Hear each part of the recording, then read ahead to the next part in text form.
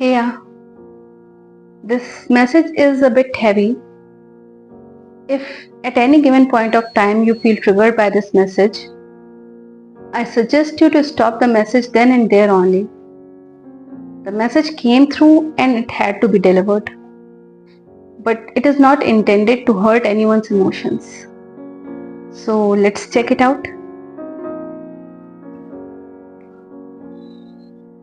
कई बार हम सच्चे दिल से ईश्वर से कुछ मांगते हैं, बार बार मांगते हैं, और जब उस वक्त हमें वो नहीं मिलता तो हम जिंदगी में आगे बढ़ जाते हैं और कई बार अपनी इस ख्वाहिश को भूल भी जाते हैं। पर दिल से मांगी हुई दुआ कभी खाली नहीं जाती और फिर ईश्वर हमारी उस ख्वाहिश को तब पूरी करता है जब हमें लगता है हम अभी उसके लिए तैयार नहीं। अभी लाइफ में दूसरी चीजें हैं जो ज्यादा जरूरी हैं और खास हैं।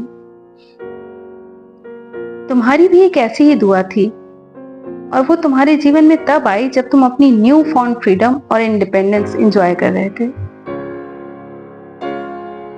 ईश्वर का दिया हुआ तोहफा तुम्हारे सामने था, पर वो तुम्हें तुम्हारे लायक नहीं लग रहा था और तुम अपनी जिंदगी की दूसरी चीजों और लोगों को उसके लिए सैक्रिफाइस नहीं करना चाहते थे। और धीरे धीरे तुम उस तोहफे को खुद से दूर करते गए, बिना ये जाने समझे कि तुम क्या कर रहे हो। तुम्हारी वो दुआ तुमसे दूर होती गई। वो दुआ कुछ और नहीं बल्कि वो प्रेम था जो तुमने अपने जीवन के मुश्किल पलों में ईश्वर से मांगा था,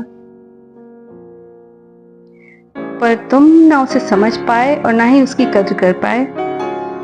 और ये सब बहुत अचानक हुआ। जब तक तुम्हें समझ आया कि क्या हुआ, देर हो चुकी थी।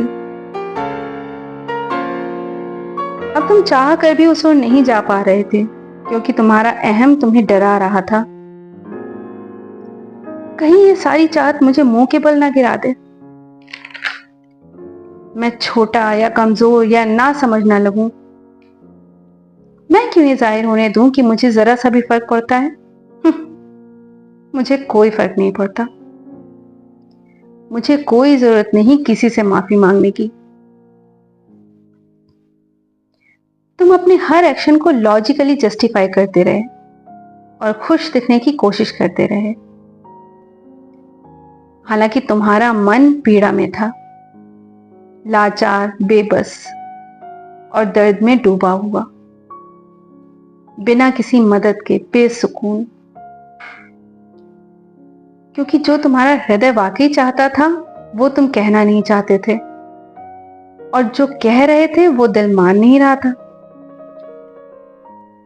ये दर्द, ये पछतावा तुम्हारे हृदय में बहुत गहरा बैठता जा रहा था।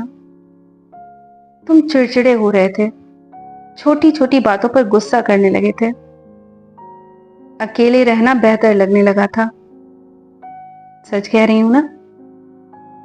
मत मानो, पर तुम्हारा दिल जानता है ये सब सच है। जब हम लगातार किसी को खुद से दूर करते जाते हैं तो एक ना एक दिन वो इंसान ये मान ही लेता है कि शायद ये वक्त है अपने आत्मसम्मान को और गिरने से बचाकर अपनी राह अलग कर लेने का। तुम अपनी उस चाहत को दूर जाते हुए देख रहे थे। तुम कहीं ना कहीं जानते थे कि उस इंसान को तुम्हारे इस दर्द का, तकलीफ का एहसास है। तुम कुछ नहीं करना चाहते थे, पर ये जरूर चाहते थे कि वो इंसान भागकर तुम्हारे पास वापस आ जाए और तुम उसे माफ कर दो और वापस अपना लो।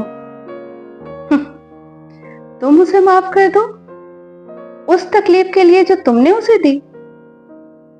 मेरे दोस्त, तुम समझ भी रहे हो? क्या तुम देख भी पा रहे हो? तुम्हारी तकलीफ की वजह वाकई वो इंसान था या तुम खुद?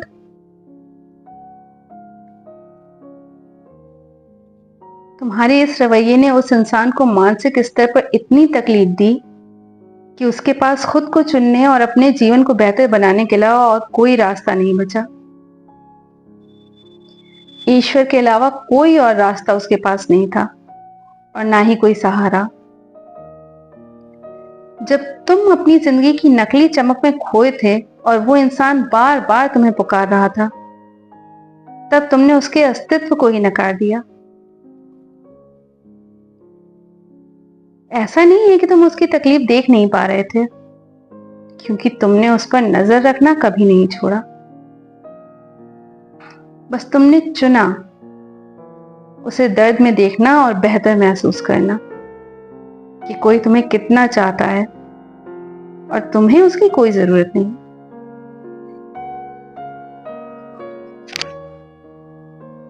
हद से ज्यादा दर्द हमारे एहसास को खत्म कर देता है।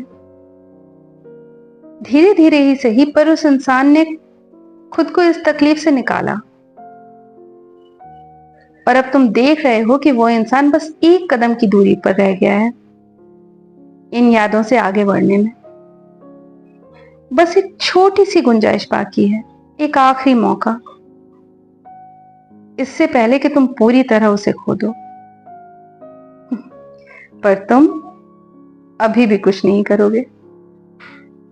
मुझे पता है तुम्हारा अहंकार, तुम्हारा कंट्रोलिंग नेचर तुम्हें कुछ करने नहीं देगा।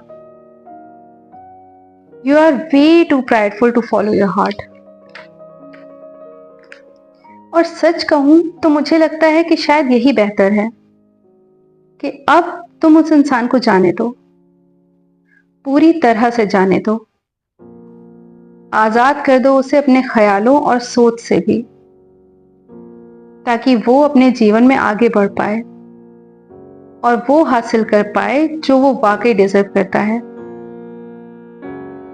कोई ऐसा जो उन दोनों के बीच अपने अहंकार और इनसिक्योरिटीज और दुनिया भर के लोगों को ना आने दे। ईश्वर तुम्हें शक्ति दे कि तुम उसे आजाद कर पाओ और खुद को माफ कर पाओ। ढेर सारी दुआएं तुम्हारे लिए। फिर मिलेंगे।